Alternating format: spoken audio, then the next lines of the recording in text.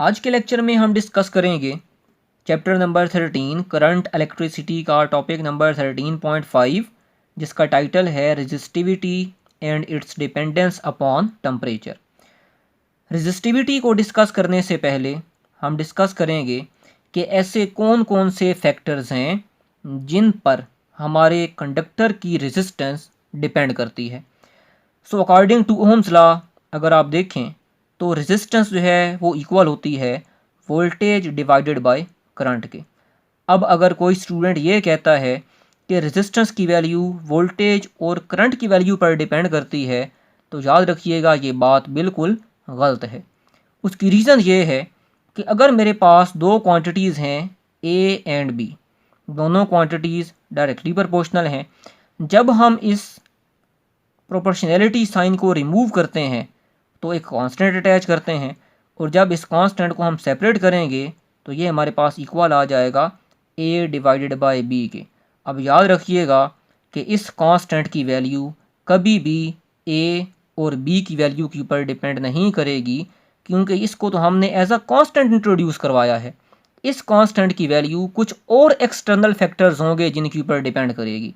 बिल्कुल इसी तरह से अगर आपको याद हो तो ओम्स लॉ में वोल्टेज और करंट डायरेक्टली प्रोपोर्शनल थे और जब हमने प्रोपोर्शनैलिटी साइन को रिमूव किया था तो वहाँ पर जो हमने कांस्टेंट इंट्रोड्यूस करवाया था वो हमारे पास यही आर था। तो इस आर की वैल्यू कभी भी वी और आई की वैल्यू के ऊपर डिपेंड नहीं करेगी, बल्कि कुछ और एक्सटर्नल फैक्टर्स हैं जिनके ऊपर डिपेंड करेगी। अब वो कौन कौन से फैक्टर्स हैं तो आइए हम वन बाय वन उनको डिस्कस करते हैं। फॉर एग्ज़ाम्पल हमारे पास एक कंडक्टर है जिसकी लेंथ है L1 और इस कंडक्टर का जो क्रॉस सेक्शनल एरिया है वो A1 है। क्रॉस सेक्शनल एरिया क्या होता है? फॉर एग्ज़ाम्पल ये वो कंडक्टर है जिसकी लेंथ L1 है। इस कंडक्टर का ये जो एरिया है ये circular area pi r square that is the cross sectional area और इस कंडक्टर की जो रेजिस्टेंस है वो R1 है। अब हमारे पास एक और कंडक्टर जो कि बिल्कुल सेम मटेरियल का है, यानी कि जो मटेरियल इस कंडक्टर का था उसी मटेरियल का हमारे पास एक जो है वो दूसरा पीस मौजूद है, लेकिन इस कंडक्टर की जो लेंथ है वो L2 है, इस कंडक्टर का जो क्रॉस सेक्शनल एरिया है वो A2 है और इस कंडक्टर की जो रेजिस्टेंस है वो हमारे पास R2 है। डायग्राम में आप देख सकते हैं कि दोनों कंडक्टर्स का जो क्रॉस सेक्शनल एरिया है वो बिल्कुल सेम है और दोनों कंडक्टर्स का जो मटेरियल है वो भी बिल्कुल सेम है और दोनों कंडक्टर्स की जो फिज़िकल स्टेट है वो भी बिल्कुल सेम है। अब एक्सपेरिमेंट्स ये बताते हैं कि जिस कंडक्टर की लेंथ हमारे पास कम होती है उस कंडक्टर की जो रेजिस्टेंस है वो भी कम होती है और जिस कंडक्टर की लेंथ ज़्यादा होती है उस कंडक्टर की जो रेजिस्टेंस है वो भी ज़्यादा होती है। जैसे आप यहाँ पर देख सकते हैं कि R2 जो है वो ज़्यादा होगी R1 से, क्योंकि L2 जो है वो ज़्यादा है और L1 जो है वो कम है। तो हम लिख सकते हैं कि हमारे पास जो रेजिस्टेंस है किसी भी कंडक्टर की वो डायरेक्टली प्रोपोर्शनल होती है उस कंडक्टर की लेंथ के साथ। अगर हम कंडक्टर की लेंथ को इंक्रीज़ कर देंगे तो कंडक्टर की रेजिस्टेंस इंक्रीज़ हो जाएगी और अगर हम कंडक्टर की लेंथ को डिक्रीज़ कर देंगे तो कंडक्टर की जो रेजिस्टेंस है वो भी डिक्रीज़ हो जाएगी। अब क्वेश्चन ये अराइज़ होता है कि किसी भी कंडक्टर की लेंथ को बढ़ाने से रेजिस्टेंस क्यों बढ़ जाती है। तो इस बात को समझने के लिए एक एग्ज़ाम्पल कंसिडर करें कि एक ये रोड है सड़क और एक ये रोड है। जिस रोड की लेंथ कम है उस रोड के ऊपर जो ट्रैफिक है, जो पॉजिटिव एटम्स हैं वो भी कम होंगे और जिस रोड की लेंथ ज़्यादा है उस रोड के ऊपर जो ट्रैफिक है, जो पॉजिटिव एटम्स हैं वो भी ज़्यादा होंगे।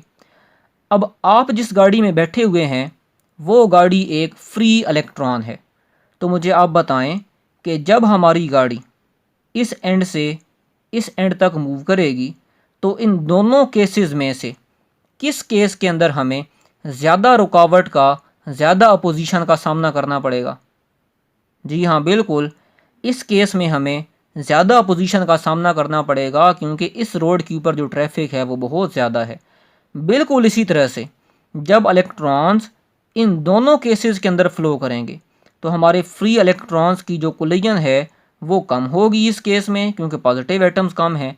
लेकिन उसी फ्री इलेक्ट्रॉन्स की जो कोलिजन है इन पॉजिटिव एटम्स के साथ वो बहुत ज़्यादा होगी, क्योंकि यहाँ पर पॉजिटिव एटम्स की तादाद बहुत ज़्यादा है। और याद रखिएगा कि जितनी ज़्यादा फ्री इलेक्ट्रॉन्स की इन पॉजिटिव एटम्स के साथ कोलिजन होगी, उतनी ज़्यादा फ्री इलेक्ट्रॉन्स अपनी एनर्जी इन पॉजिटिव एटम्स को ट्रांसफ़र करेंगे, और ये positive atoms with very high amplitude हमारे कंडक्टर्स के अंदर वाइब्रेट करना स्टार्ट कर देंगे, और हमारे कंडक्टर का जो टेम्परेचर है वो राइज होना स्टार्ट हो जाएगा। तो इस तरह से लेंथ को इंक्रीज़ करने से हमारे इलेक्ट्रॉन्स को आगे फ़्लो करने के लिए बहुत ज़्यादा अपोजिशन का सामना करना पड़ेगा, और वो अपोजिशन कौन प्रोवाइड करेगा? ये पॉजिटिव एटम्स। तो इसीलिए लेंथ को इंक्रीज़ करने से जो रेजिस्टेंस होती है वो भी इंक्रीज़ हो जाती है। अब हम देखते हैं कि क्रॉस सेक्शनल एरिया हमारी रेजिस्टेंस के ऊपर क्या इफ़ेक्ट करता है। सो कंसिडर करें कि हमारे पास दो कंडक्टर्स हैं, दोनों कंडक्टर्स बिल्कुल सेम मटेरियल के हैं, दोनों कंडक्टर्स की जो लेंथ है बिल्कुल सेम है, और दोनों कंडक्टर्स की जो फिज़िकल स्टेट है वो भी बिल्कुल सेम है। अब एक्सपेरिमेंट्स ये बताते हैं कि जिस कंडक्टर का क्रॉस सेक्शनल एरिया ज़्यादा होगा उस कंडक्टर की जो रेजिस्टेंस है वो कम होगी, और जिस कंडक्टर का क्रॉस सेक्शनल एरिया कम होगा उस कंडक्टर की जो रेजिस्टेंस है वो ज़्यादा होगी। यानी कि हम कह सकते हैं कि resistance of a conductor is inversely proportional to the cross sectional area of that conductor. अब ऐसा क्यों होता है? तो इसको समझने के लिए कंसिडर करें कि ये हमारे पास एक आम रोड है और ये एक मोटरवे है। एक आम रोड के ऊपर हमारी गाड़ी को गुजरने के लिए फॉर एग्ज़ाम्पल सिर्फ़ और सिर्फ एक ही पाथ मिला हुआ है, जबकि एक मोटरवे के ऊपर व्हीकल्स को पास करने के लिए बहुत सारे पाथ जो हैं वो मिले हुए हैं। अब आप ख़ुद बताएं कि इन दोनों केसेस में से किस केस में हमारी गाड़ी को गुजरने के लिए रेजिस्टेंस का कम सामना करना पड़ेगा? जी हाँ, बिल्कुल, क्योंकि यहाँ पर बहुत सारे पाथ जो हैं वो अवेलेबल हैं, तो यहाँ पर जो व्हीकल्स हैं वो इजीली मूव कर जाएंगी। लेकिन यहाँ पर क्योंकि सिर्फ़ और सिर्फ एक ही पाथ है, तो यहाँ पर व्हीकल्स को आगे मूव करने के लिए बहुत ज़्यादा रेजिस्टेंस का, रुकावट का सामना करना पड़ेगा। बिल्कुल इसी तरह से यहाँ पर इस कंडक्टर के अंदर जो फ्री इलेक्ट्रॉन्स हैं वो ईज़िली मूव कर जाएंगे, उन फ्री इलेक्ट्रॉन्स को बहुत कम रेजिस्टेंस का सामना करना पड़ेगा। लेकिन यहाँ पर जो इलेक्ट्रॉन्स हैं उनको आगे फ़्लो करने के लिए ज़्यादा रेजिस्टेंस का सामना करना पड़ेगा। तो इस तरह से क्रॉस सेक्शनल एरिया को इंक्रीज़ करने से जो कंडक्टर की रेजिस्टेंस है वो डिक्रीज़ हो जाती है।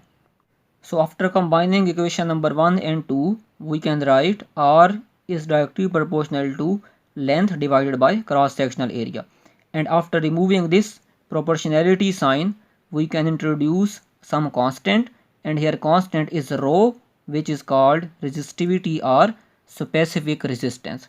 So resistance of a conductor is equal to rho L divided by A. Now dependence of resistors. Resistance की वैल्यू किन फैक्टर्स पर डिपेंड करती है? 4 फैक्टर्स हैं जिनके ऊपर रेजिस्टेंस की वैल्यू डिपेंड करेगी। Number 1, material of the wire, यानी कि हमारे कंडक्टर का जो मटेरियल है, जो नेचर है, वो कैसी है। अगर हमारे कंडक्टर में पॉजिटिव एटम्स की तादाद बहुत ज़्यादा होगी तो उस कंडक्टर के लिए जो रेजिस्टेंस है वो ज़्यादा होगी, और अगर किसी कंडक्टर के अंदर पॉजिटिव एटम्स की तादाद कम होगी तो उस कंडक्टर के लिए जो रेजिस्टेंस की वैल्यू है वो भी कम हो जाएगी। मिसाल के तौर पर एक पीस हमारे पास सिल्वर का है और एक पीस हमारे पास लेड का है। इन दोनों पीसेस की, दोनों कंडक्टर्स की लेंथ, क्रॉस सेक्शनल एरिया बिल्कुल सेम है, और दोनों कंडक्टर्स सेम फिज़िकल स्टेट के ऊपर मौजूद हैं। तो सिल्वर और लेड की, क्योंकि ज़ाहिर सी बात है अलग अलग नेचर है, तो सिल्वर की जो रेजिस्टेंस है वो बहुत कम होती है, जबकि लेड की जो रेजिस्टेंस है वो बहुत ज़्यादा होगी। Number 2, length of the conductor. हम देख चुके हैं कि रेजिस्टेंस जो है वो कंडक्टर की लेंथ के डायरेक्ट रिलेशन के साथ है। फॉर एग्जांपल हमारे पास एक कंडक्टर है जिसकी लेंथ L है और इसकी रेजिस्टेंस R है। सेम मटेरियल का कंडक्टर जिसकी लेंथ 2L है और इसकी रेजिस्टेंस जो है वो R प्राइम है। अब अगर हमसे पूछते हैं कि लेंथ को हमने डबल कर दिया, याद रखिएगा स्ट्रेच नहीं किया, लेंथ को डबल कर दिया, तो अब बताएं कि इस कंडक्टर की जो रेजिस्टेंस R प्राइम है वो क्या होगी। तो देखें रेजिस्टेंस की इक्वेशन हमारे पास मौजूद है। जब लेंथ हमारे पास L थी तो रेजिस्टेंस हमारे पास थी R। अब जब लेंथ हमारे पास डबल हो गई 2L, तो अब रेजिस्टेंस जो न्यू आएगी दैट इज़ R प्राइम। तो देखें यहाँ से इस 2 को अगर सेपरेट करें, सेपरेट करने के बाद ये जो पूरा एक्सप्रेशन है that is equal to resistance. So new resistance R prime is equal to 2R, यानी कि लेंथ को डबल करने से जो न्यू रेजिस्टेंस होगी वो भी इनिशियल या ओरिजिनल रेजिस्टेंस के डबल हो जाएगी। पॉइंट नंबर 3 है एरिया ऑफ क्रॉस सेक्शन। ये भी हम डिस्कस कर चुके हैं कि रेजिस्टेंस जो है वो क्रॉस सेक्शनल एरिया के इन्वर्स रिलेशन के साथ है। फॉर एग्जांपल हमारे पास ये एक कंडक्टर है, दोनों कंडक्टर्स की जो लेंथ है वो बिल्कुल सेम है। इस कंडक्टर का जो क्रॉस सेक्शनल एरिया है वो A है और रेजिस्टेंस R है। अगर हम क्रॉस सेक्शनल एरिया को डबल कर दें, अगेन वही बात याद रखिएगा, स्ट्रेच नहीं किया, अगर हम क्रॉस सेक्शनल एरिया को डबल कर देंगे 2A कर देंगे, तो अब बताएं जो न्यू रेजिस्टेंस R प्राइम है वो क्या होगी। तो देखें resistance is equal to rho L over A। जब एरिया हमारे पास A था देन रेजिस्टेंस हमारे पास थी R। अब जब हमने एरिया कर दिया डबल तो A को रिप्लेस कर दें 2A से, so new resistance is R prime. 2 को सेपरेट किया 1 over 2, remaining rho L over A which is equal to R। So it means कि हमारे पास जो न्यू रेजिस्टेंस आई वो इनिशियल या ओरिजिनल रेजिस्टेंस से क्या हो जाएगी, हाफ हो जाएगी। सो इसलिए जो रेजिस्टेंस है that is inversely proportional to the cross sectional area of the conductor. एक स्पेशल केस, फॉर एग्जांपल ये एक कंडक्टर है जिसकी लेंथ L है, क्रॉस सेक्शनल एरिया A है और इस कंडक्टर की रेजिस्टेंस R है। अगर हम इस कंडक्टर को स्ट्रेच करते हैं, खींचते हैं, खींचने से क्या होगा, लेंथ इंक्रीज़ हो जाएगी लेकिन जो क्रॉस सेक्शनल एरिया है वो डिक्रीज़ हो जाएगा। जैसे हमारे पास रबड़ बैंड होता है, अगर आप रबड़ बैंड को स्ट्रेच करते हैं, स्ट्रेच करने से उस रबड़ बैंड की जो लेंथ है वो तो बढ़ जाती है लेकिन उस रबड़ बैंड की जो मोटाई है, जो क्रॉस सेक्शनल एरिया होता है वो क्या हो जाता है, पहले से कम हो जाता है। सो अगर हम इस कंडक्टर को इतना स्ट्रेच करते हैं कि इसकी लेंथ जो है वो ओरिजिनल लेंथ से डबल हो जाती है, तो याद रखिएगा कि जो क्रॉस सेक्शनल एरिया है वो ओरिजिनल एरिया से क्या हो जाएगा, हाफ हो जाएगा। सो अब बताएं कि स्ट्रेच करने के बाद इस कंडक्टर की जो फाइनल रेजिस्टेंस है R प्राइम उसकी वैल्यू क्या होगी। तो हम रेजिस्टेंस की इक्वेशन को यूज़ करेंगे। स्ट्रेच करने से क्या हुआ, लेंथ डबल हो गई तो L को रिप्लेस कर दिया 2L से, क्रॉस सेक्शनल एरिया क्या हो गया, हाफ हो गया, A को रिप्लेस कर दिया A/2 से। जब इस इक्वेशन को सॉल्व किया तो ये हमारे पास बन गई R prime is equal to 4 into rho L over A and this expression is equal to R। यानी कि हमारे पास जो न्यू रेजिस्टेंस आई स्ट्रेच करने के बाद R प्राइम, वो इनिशियल या जो ओरिजिनल रेजिस्टेंस थी R उससे क्या हो जाएगी, 4 गुना बढ़ जाएगी। बिल्कुल इसी तरह से अगर मैं इस कंडक्टर को इतना स्ट्रेच करता हूँ कि स्ट्रेच करने के बाद जो लेंथ है वो ओरिजिनल लेंथ से 3 टाइम्स बढ़ जाती है, यानी कि 3L हो जाती है, साथ ही जो क्रॉस सेक्शनल एरिया होगा वो 1/3 हो जाएगा, वो A/3 हो जाएगा। सो जब हम इन वैल्यूज़ को पुट करेंगे इक्वेशन के अंदर तो हमारे पास जो न्यू रेजिस्टेंस है वो इक्वल आ जाएगी 9 इंटू रो L/A। सो हम कह सकते हैं कि अगर हम अपने कंडक्टर को इतना स्ट्रेच करें कि लेंथ 3 गुना बढ़ जाए और क्रॉस सेक्शनल एरिया वो 3 टाइम्स कम हो जाएगा, तब हमारे उस कंडक्टर की जो रेजिस्टेंस है वो ओरिजिनल रेजिस्टेंस से 9 गुना बढ़ जाएगी। सो जनरल में हम ये कह सकते हैं कि new resistance is equal to n square into R where n is equal to 2 in above expression. यहाँ पर क्योंकि हम लेंथ को डबल कर रहे थे तो n की वैल्यू जब 2 पुट करेंगे तो न्यू रेजिस्टेंस है वो बराबर आ जाएगी 4R के। इसी तरह से अगर हम लेंथ को 3 गुना बढ़ा देते हैं स्ट्रेच करने के बाद तो n की वैल्यू 3 हो जाएगी, 3 का स्क्वायर 9 हो जाएगा तो ओरिजिनल रेजिस्टेंस 9 टाइम्स बढ़ जाएगी। अगर हम स्ट्रेच करने के बाद लेंथ को 4 गुना बढ़ा देते हैं तो n की वैल्यू 4 हो जाएगी, 4 का स्क्वायर 16 हो जाएगा, तो उसे अटैच करने के बाद जो न्यू रेजिस्टेंस होगी वो 16 टाइम्स पहले से इंक्रीज हो जाएगी। Point number 4, what is the effect of temperature on resistance of a conductor. तो देखें, the resistance of a conductor is due to collisions of free electrons with the atoms. As temperature rises, kinetic energy of atoms increases and they vibrate with greater amplitude. Hence, chances of collision of free electrons with atoms increases and free electrons find more difficulty to flow through the conductor, so current decreases and resistance increases.